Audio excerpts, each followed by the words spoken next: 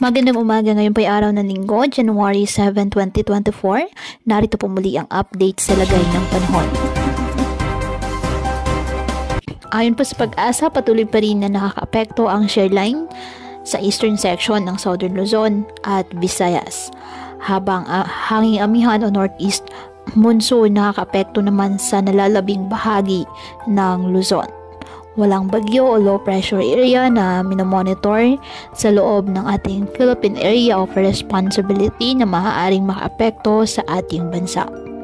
Wala rin pong gale warning na nakataas sa anumang seaboards ng ating kapuluan, kaya malaya pa rin pong makapamalaot ang ating mga kababayang mangingisda at may maliliit na sasakyang pandagat. Ngayong araw dahil po sa shear line at easterlies ang Bicol Region, Caraga, Davao Region, Quezon, Laguna at Northern Samar, asahan na maulap na halangitan na may kalat-kalat na pag-ulan at thunderstorms. Posible ang mga pagbaha at landslide, lalo na kapag may moderate o at times heavy rains. Ang Cagayan Valley, Apayao, Kalinga, Mountain Province, Ifugao at Aurora, asahan din na maulap na halangitan na may mahihinang mga pag-ulan dahil po sa amihan.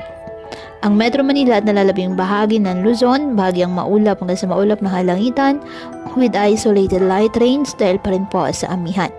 Ang nalalabing bahagi ng ating bansa, bahagyang maulap hanggang sa maulap na halangitan with isolated rain showers or thunderstorms dahil pa rin po yan sa easterlies at localized thunderstorms. Kaya patuloy po na pinag-iingat ang ating mga kababayan sa banta ng mga pagbaha at pag-uho ng lupa at ugaliin na magdala palagi ng payong o kahit anumang panangga sa ulan sa tuwing lalabas ng ating mga tahanan. At yan po muna ang update sa lagay ng panahon ngayong araw. Muli patuloy po tayo na mag-ingat at palaging tandaan, God loves you. Stay safe and God bless.